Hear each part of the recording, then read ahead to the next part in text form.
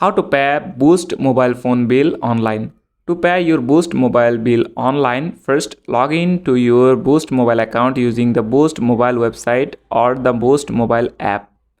Once logged in, navigate to the home dashboard where you will see your billing information including the payment due date.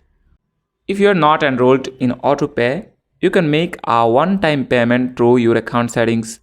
To make a payment, go to the settings and select payment method. From there, you can choose to add a payment method such as credit or debit card. Once you have added your payment details, select the amount you wish to pay, then confirm the payment.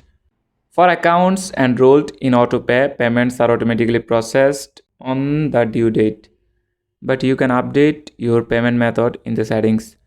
If you would like to pay in advance, simply enter the amount and pay before the due date, and the payment will apply as a credit for your next cycle.